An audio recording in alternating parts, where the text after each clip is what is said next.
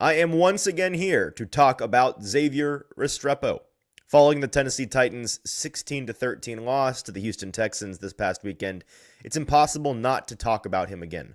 The most discussed practice squad UDFA in NFL history is a topic once again because this feels like a now or never spot for him on this team. What the Titans front office decides to do with him in the lead up to Week 12, I think is going to be pretty telling. Xavier Restrepo's best shot to play with Cam Ward is right now. If you're part of the Tennessee faithful, you know just how many years the Titans have shaved off your life with the emotional roller coaster of sports. Or maybe the roller coaster of life is messing with your happiness or preventing you from achieving your goals. The new year is a blank space for you to write a new story. BetterHelp makes it easier to get started. They are our incredible sponsor for this video. Regardless, if you have a clinical mental health issue like depression or anxiety, or if you're just a human going through a hard time, therapy can give you the tools you need to approach your life in a very different way. That's where our sponsor, BetterHelp, comes into play. BetterHelp's mission is to make therapy more affordable and more accessible. And this is an important mission because finding a therapist can be really hard, especially when you're limited to the options in your area. Easily switch therapists anytime at no extra cost if it's not the right fit. BetterHelp's platform makes finding a therapist easier because it's online and remote. BetterHelp can match you to a professional therapist in as little as a few days. Plus, with our link, you get 10% off your first month.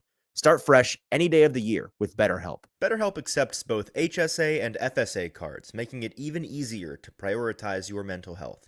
In 2024 alone, over 137,000 people used their HSA or FSA benefits for therapy through BetterHelp. So be sure to use yours before they expire. Click the link in the description or go to betterhelp.com/ATOZsports and get 10% off your first month of therapy with BetterHelp. I'm not sure there will ever be a clearer path to playing time for Restrepo in his NFL career than Week 12, 2025 on the Tennessee Titans.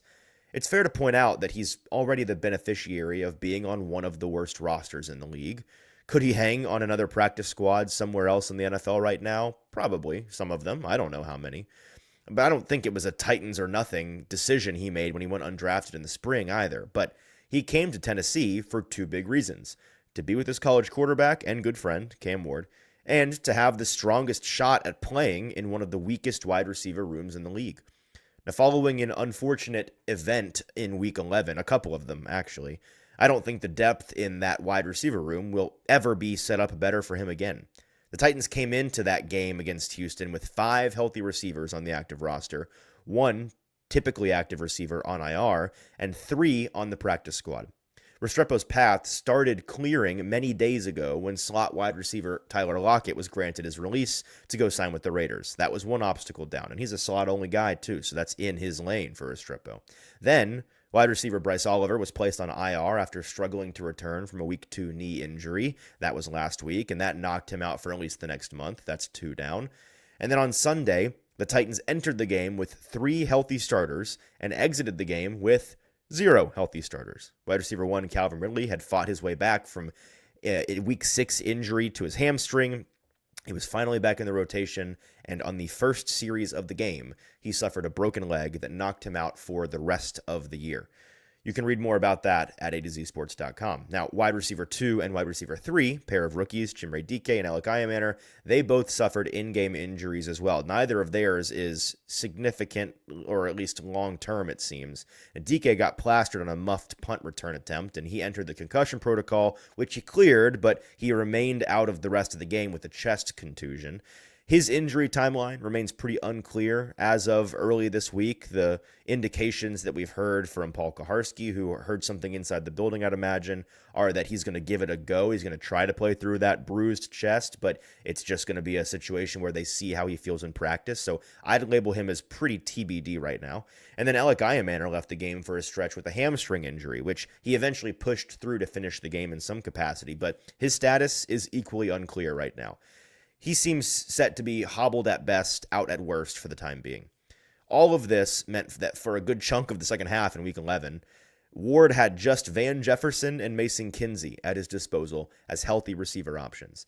That is not a recipe for success. So, to recap, as of early this week, the Titans are not counting on the services of Tyler Lockett, Bryce Oliver, Calvin Ridley, Questionable with Chimdike and Eligaya Manor. That's 5 guys no longer in the picture or questionably in the picture.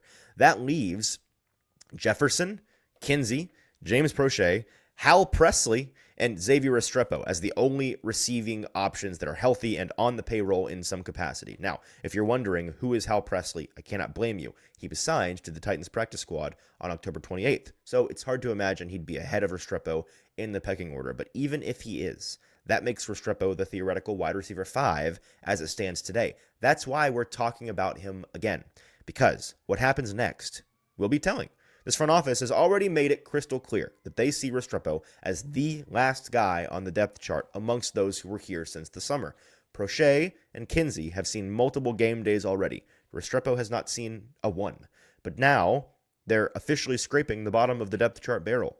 Mike Borgonzi is being forced to really show his hand here. Will a guy like Hal Presley or whoever else they signed to the practice squad this week, which I'm sure they will, maybe a couple guys, will they get the nod over Restrepo? Will they look to sign others to be spot starter options over him? Will they do everything in their power to keep him on the practice squad despite their desperate need at that position right now? This is why I say it is now or never. You signed Restrepo as a lottery ticket. He was always an awkward fit as a prospect for any modern NFL team. His build, athleticism, versatility, they're all limiting factors on paper. However, he consistently overcame those challenges in college, which is why he is and still is talked about so much. Most fans just want to see with their own eyes what he might be capable of, and this week is the ideal circumstance to make that happen. If they don't take this opportunity to give him a shot, I'm not sure why he's even on the roster. For A to Z Sports Nashville, I'm Easton Freeze.